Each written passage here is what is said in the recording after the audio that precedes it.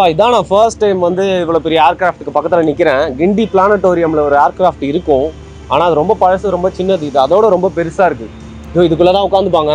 செம்ம பயமாக இருக்கும்ல, இப்படி ஒரு மெஷின் நம்ம வந்து காற்றுல பறக்க வைக்கிறது மட்டும் இல்லாமல் இதில் வந்து சண்டையும் போடணும் அப்படின்னா. ஓகே, இது வந்து விஜயாந்தா அப்படிங்கிற ஒரு டேங்கை பற்றி இதில் போட்டிருக்கு. இதுதான் இங்கே நிற்குது. இது வந்து பார்த்தீங்கன்னா 1971 இந்தியோ பாக் வார்லையும் யூஸ் பண்ணியிருக்காங்க. அதுக்கப்புறம் வந்து பார்த்தீங்கன்னா 35 வருஷம் இது வந்து இந்தியன் ஆர்மிக்காக ஒர்க் பண்ணிட்டு அதுக்கப்புறம் ரிட்டையர்ட் ஆயிடுச்சு. ரொம்ப ஒரு முக்கியமான ஒரு டேங்க் இது.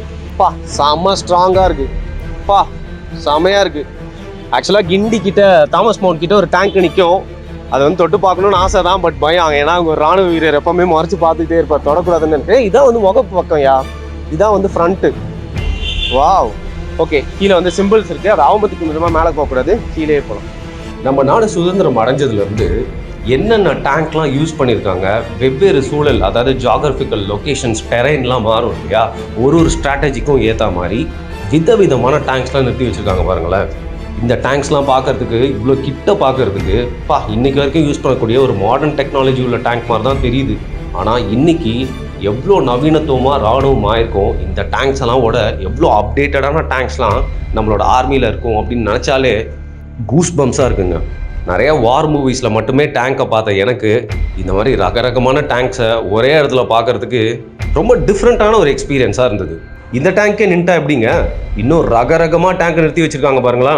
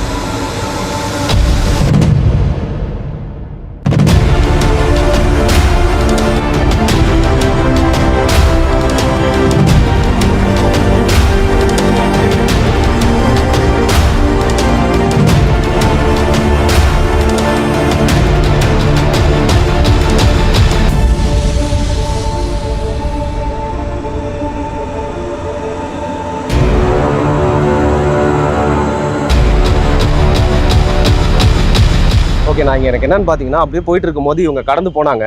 அப்படியே ஏதோ தமிழ் வார்த்தைலாம் பேசினாங்க. கெஸ்ட் பண்ணி அப்படியே கிட்ட போய் கேட்டேன். ஆமாம், எங்கள் ஊருங்க, எங்கள் ஊரா அப்படின்னு கேட்டால் ஒத்துக்கிட்டாங்க. ஹாய், எங்கள் ஊர் ஆள் இங்கே பார்த்தது எனக்கு ரொம்ப சந்தோஷமா இருக்கு. உங்கள் பேர் என்னங்க? என் பேர் சுரபி. உங்களை பார்த்தல எங்களுக்கு ரொம்ப சந்தோஷம். Thank you so much. என் பேர் வருண். நான் வருண் வ்ளாக்ஸ்னு ஒரு சேனல் வச்சிருக்கேன். இங்கே தான் ஃபர்ஸ்ட் டைம் வரீங்களா நீங்கள் வார் மியூசியம்? ஆமாம், இங்கே ஃபர்ஸ்ட் டைம் வந்திருக்கோம். ஓகே, லைக் இந்த மியூசியம் பற்றி உங்களுக்கு என்ன சொல்லுங்க? லைக் ஒரு பேட்ரியாட்டிசம் எல்லாருக்குள்ளேயும் இருக்கும். கண்டிப்பாக இங்கே வந்தால் இன்னும் அது அதிகமாகுது. கண்டிப்பாக. இல்லை, நாங்கள் என்ட்ரன்ஸில் பார்த்தீங்கன்னா இங்கே நிறையா மார்டர்ஸ் பற்றிலாம் எழுதியிருக்காங்க. படிக்கும் போது ஒவ்வொரு தடவும் இருக்குது.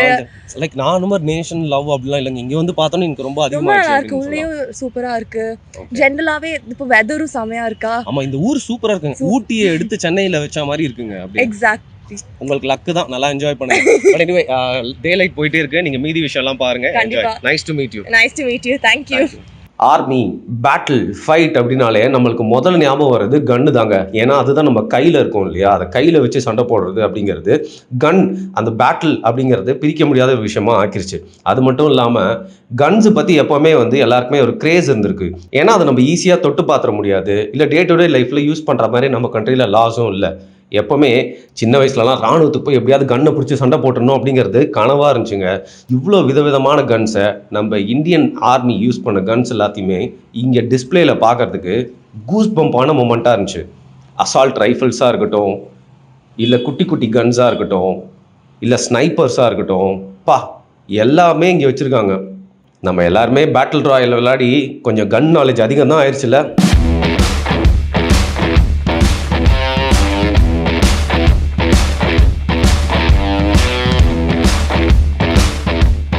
Indian Army, Indian air force, Indian Navy, இந்த மாதிரி 3 படைப்பிரிவுகள் நம்ம நாட்டில் இருக்கு இல்லையா? அதுலேயும் என்னென்ன மாதிரியான யூனிஃபார்ம்ஸ் இருக்குது? உதாரணத்துக்கு ஏர்ஃபோர்ஸில் ஒரு லெவல்லையும் இருக்கக்கூடியவங்க போடக்கூடிய யூனிஃபார்ம்ஸ், அப்புறம் ஆர்மியில் இருக்கவங்க ஒவ்வொரு லெவல்லையும் போடக்கூடிய யூனிஃபார்ம்ஸ், அண்ட் நேவிலையும் விதவிதமான யூனிஃபார்ம்ஸ் இங்கே பாருங்கள் டிஸ்பிளேல வச்சுருக்காங்க. அது மட்டும் இல்லாமல் கமாண்டோஸ்லாம் என்ன மாதிரி யூனிஃபார்ம் போட்டிருப்பாங்க அப்படிங்கிறதையும் காட்டியிருக்காங்க.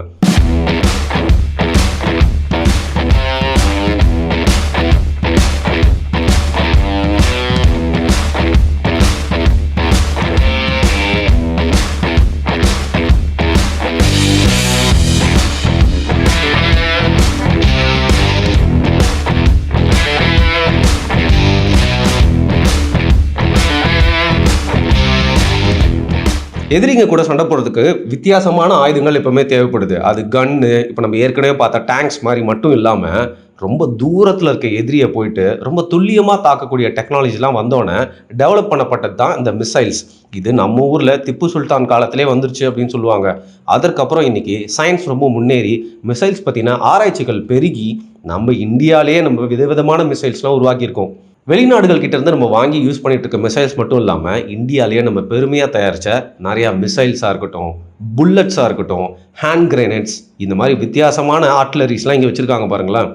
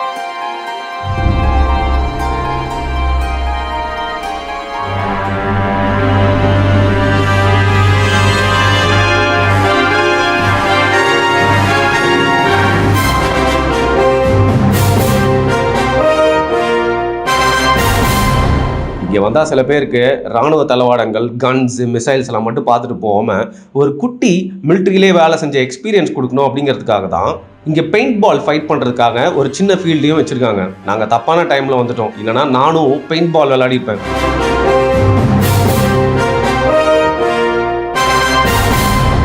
ராணுவம் அப்படின்னு எடுத்துக்கிட்டாலா நம்மளுக்கு உடனே நினைவுக்கிறது நம்ம இந்தியன் ஆர்மி, அதாவது சுதந்திரத்துக்கு அப்புறம் நம்ம வச்சிருந்த ராணுவமாக இருக்கட்டும், இல்லை அதற்கு முன்னாடி பிரிட்டிஷார் நம்ம இந்தியர்களை யூஸ் பண்ணி வேர்ல்டு வாரில் பயன்படுத்தின ராணுவமாக இருக்கட்டும், இதில் தான் ஞாபகத்துக்கு வரும். பட் காலங்காலமாக நம்ம ஒருங்கிணைந்த இந்தியா சின்ன சின்ன தேசங்களாக இருந்தப்போ அதை ரொம்ப சிறப்பாக ஆண்ட மன்னர்கள் வச்சிருந்த ராணுவத்தை பற்றியும் இங்கே பாருங்கள் எவ்வளோ விதவிதமான தகவல்கள் கொடுத்துருக்காங்க.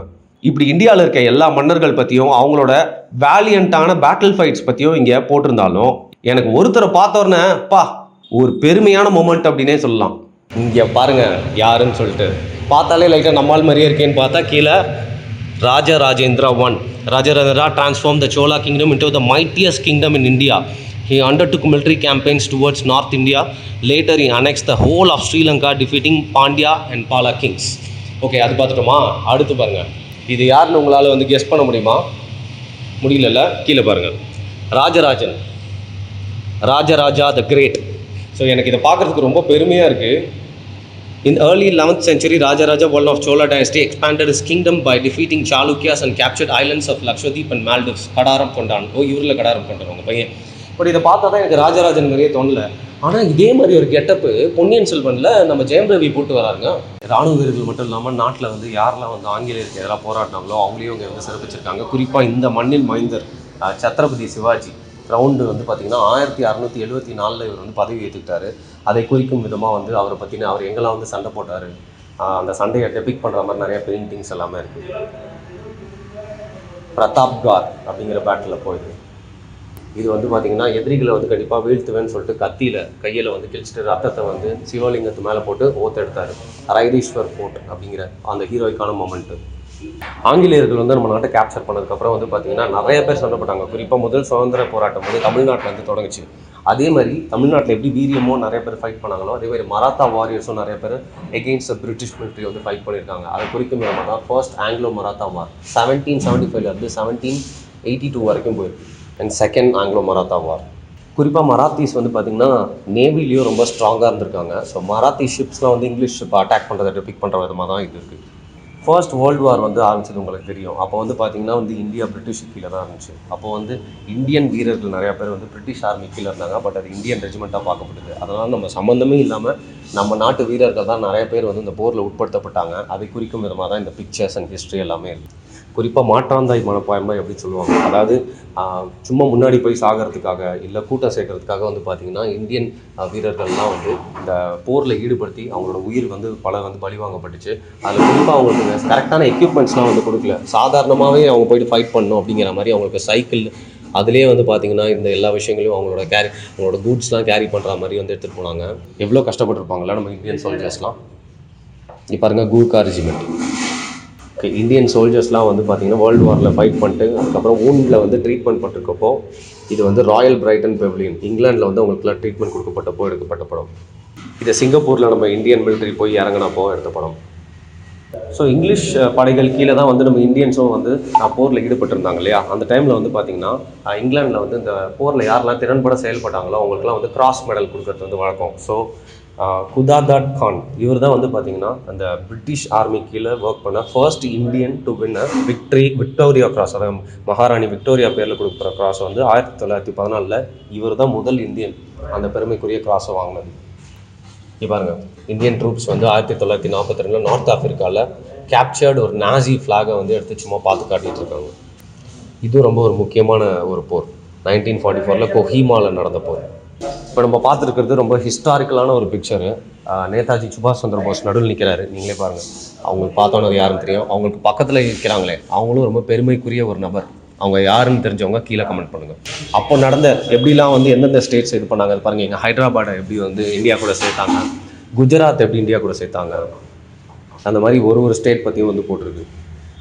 நெக்ஸ்ட்டு நம்ம பார்க்க போகிறது இன்னொரு முக்கியமான விஷயம். இந்த பகை வந்து இன்றைக்கு வரைக்கும் போயிட்டுருக்கு அப்படின்னு சொல்லலாம். 1962 நடந்த இண்டோ சைனா வார். இது பார்த்திங்கன்னா இதில் வந்து நம்ம அது வரைக்கும் வந்து இந்தியா அண்ட் சைனா வந்து ஒரு ஃப்ரெண்ட்லியாக தான் இருந்தாங்க. ஆனால் சைனா வந்து நம்மளோட ட்ரஸ்ட்டை வந்து பிரேக் பண்ணிட்டாங்க. அப்படிங்கிறதுனால சைனாக்கும் நம்மளுக்கு ஒரு விரோதம் ஏற்பட்டுச்சு. அதுக்கப்புறம் ஒரு பெரிய வார் ஏற்படுது. அதை பற்றி தான் வந்து குறிக்கும் விதமாக இருந்துச்சு. இதில் நம்ம வந்து ரொம்ப கஷ்டப்பட்டு அடி வாங்கி தோத்துட்டோம் அப்படின்னு நிறையா சொல்லுவாங்க. பட் அப்போ நம்மக்கிட்ட இருந்த கொள்கைகளும் அப்போ நம்மக்கிட்ட இருந்த ஸ்ட்ரென்த்தை வச்சு நம்ம அவ்வளோ சண்டை போட்டதே ரொம்ப பெரிய விஷயம். ஓகே, இதில் வந்து பார்த்திங்கன்னா இண்டோ சைனா வாரில் வந்து இந்தியன் ஆர்மி எவ்வளோ பிரேவாக ஃபைட் பண்ணாங்க, நம்மக்கிட்ட வந்து கொஞ்சம் ரிசோர்ஸ் இருந்தோம் எவ்வளோ பிரேவாக ஃபைட் பண்ணாங்க அப்படின்ற குறிக்கும் விதமாக இருக்குது.